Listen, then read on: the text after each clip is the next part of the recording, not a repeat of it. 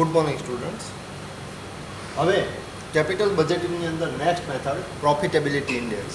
Profitability index as far as તમારી જે net present value હતી એ નેટ પ્રેઝન્ટ વેલ્યુ જેવો જ તે આ તમારે છે એ ગણવાનું છે.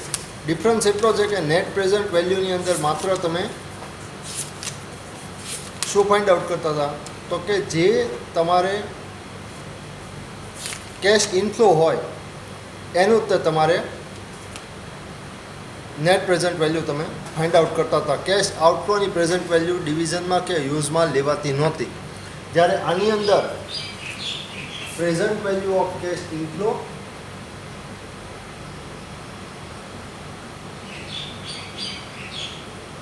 અને present value of cash outflow.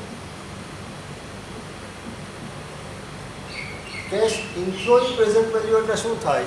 Cash ઇનફ્લોની પ્રેઝન્ટ વેલ્યુ એટલે જે તમને એની અંદરથી એમાઉન્ટ રિસીવ થાય છે એ. અને કેશ આઉટફ્લોની પ્રેઝન્ટ વેલ્યુ એટલે શું? કે જે તમારું investment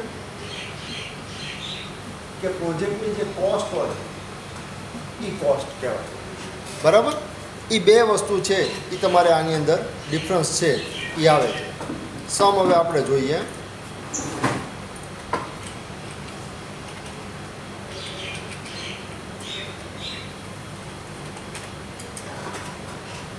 A machine which cost rupees 50,000 will generate following cash inflow after depreciation and tax. If the cost of capital is 10%, find out the profitability index level. Cash inflow તમને આપેલો છે, cache outflow એટલે કે તમારું investment છે એ તમને આપેલું છે, અને 10% તમારી કોસ્ટ ઓફ કેપિટલ એટલે કે જે રેટથી તમારે પ્રેઝન્ટ વેલ્યુ ફાઇન્ડ આઉટ કરવાની છે એ રેટ તમને 10% આપી દીધેલો છે. હવે યર કેશ ઇનફ્લો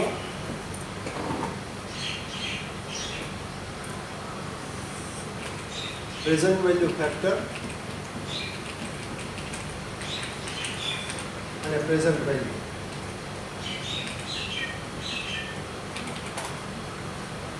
આ જોઈએ આપણે 6 યરનો ડેટા છે એ તમને આપેલો છે. First year 8,000, second year 12,000, third year 15,000, fourth year 20,000, 21,000 અને 24,000. આ તમને કેશ ઇનફ્લો આપેલો છે. હવે પ્રેઝન્ટ વેલ્યુ ફેક્ટર કઈ રીતે ફાઇન્ડ આઉટ થાય? તો કે પ્રેઝન્ટ વેલ્યુ ફેક્ટર તમને અહીંયા કોસ્ટ ઓફ કેપિટલનો રેટ આપી દીધેલો છે. કોસ્ટ ઓફ કેપિટલનો રેટ કેટલો તમને આપેલો છે? તો કે 10%. હવે તમારે present value factor find out કરવા શું કરવું પડે?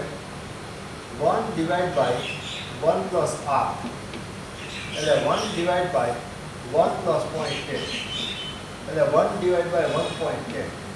આ 1 ડિવાઇડ બાય 1.10 તમે કરો એટલે ફર્સ્ટ યરનું તમને કેશ ઇનફ્લોનું પ્રેઝન્ટ વેલ્યુ છે એ મળે. આપણે અગાઉ કીધું હતું એ પ્રમાણે 1 ડિવાઇડ બાય 1.10 તમે કરો એટલે ફર્સ્ટ યરનું મળે 0.909. સેકન્ડ યર ઓનવર્ડ્સ, સેકન્ડ યરથી 6 યર સુધી ફાઇન્ડ આઉટ કરવા માટે ઇક્વલ ટુ કી છે એ આપતા જાઓ. સેકન્ડ ટાઈમ તમે આપ્યું ઇક્વલ ટુ એટલે 0.826, 0.751,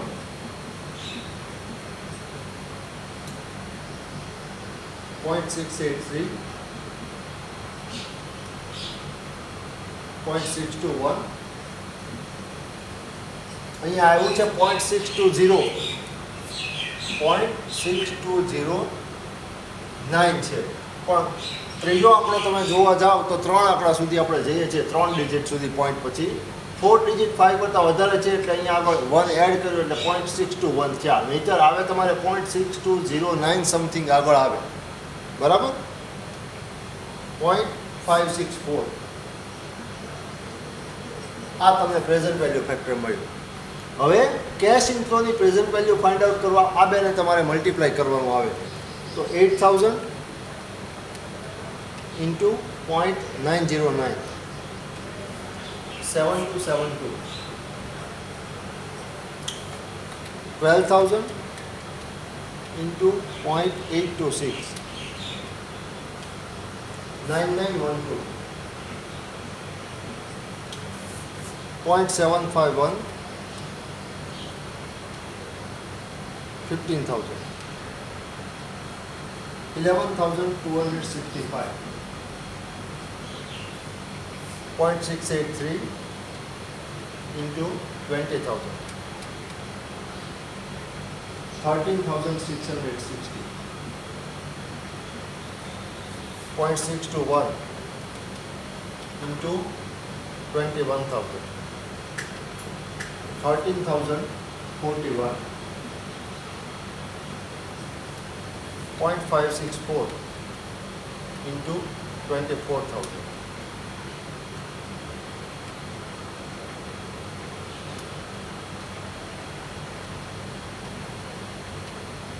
13,536.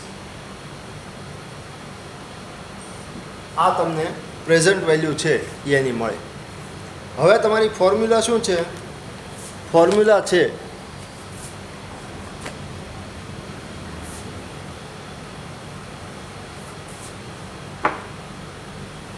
profitability index is equal to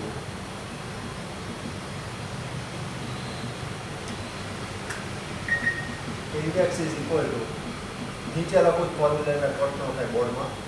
present value of cash inflow divide by present value of investment. Investment લખો, કેશ આઉટફ્લો લખો, બધું સેમ જ છે કે પ્રોજેક્ટની કોસ્ટ લખો સેમ જ છે. હવે પ્રેઝન્ટ વેલ્યુ ઓફ ઇન્વેસ્ટમેન્ટ તમારી પાસે છે. શું કામ? કોસ્ટ પ્રોજેક્ટની કે ઇન્વેસ્ટમેન્ટ કેટલું હતું? 50,000. એ તમારી પાસે તૈયાર છે. આનો ટોટલ જે છે એ તમારે કરવાનો રહે. એનો ટોટલ આપણે જોઈએ શું આવે છે.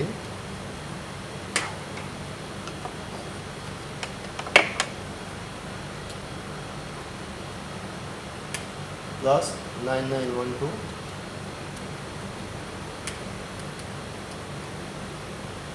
પ્લસ 11,625 પ્લસ 13,660 પ્લસ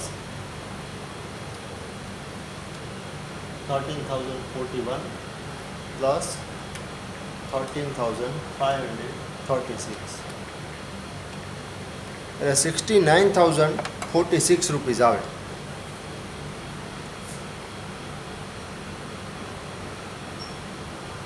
આ તમારી present value of cash inflow તમને મળે.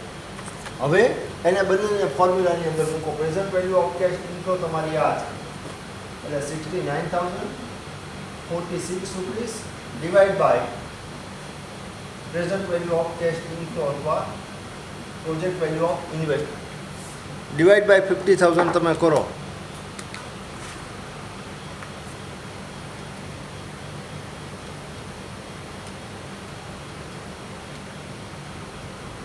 એટલે 1.38 તમારું આવ્યું.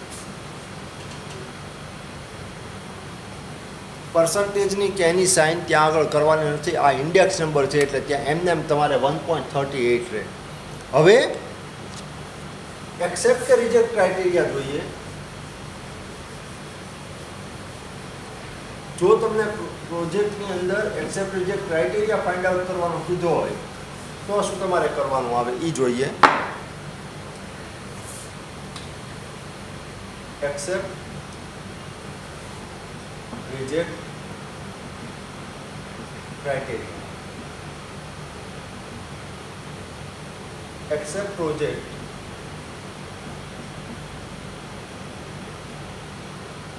if profitability index, that is PI, is greater than 1 and reject the project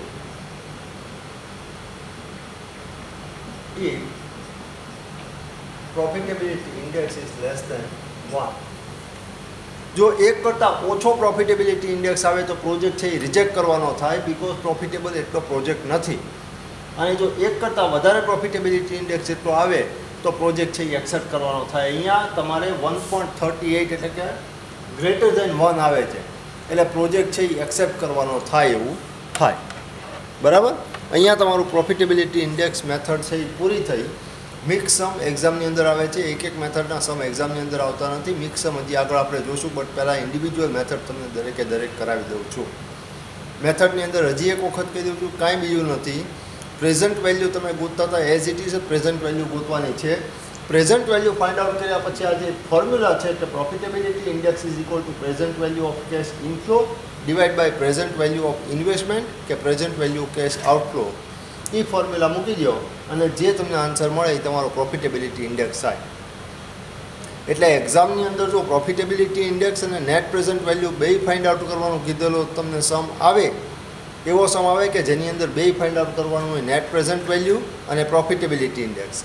તો નેટ પ્રેઝન્ટ વેલ્યુ પહેલી ફાઇન્ડ આઉટ કરવાની અને પછી પ્રોફિટેબિલિટી ઇન્ડેક્સ એના ઉપરથી જ લઈ લેવાનો, સીધું ફોર્મ્યુલા મૂકવાથી જ શરૂ કરવાનું. ક્લિયર? આગળ આપણે એક્ઝામનો સમ જોશું. જૂના પેપરમાં પૂછાયેલા સમ તમને કરાવીશ એટલે વધારે ખ્યાલ એની અંદર છે એ તમને આવશે. સમ જોઈ લેજો. એમાઉન્ટ તમને ટેલિગ્રામની અંદર સાંજ સુધીમાં છે એ મળી જશે. બરાબર.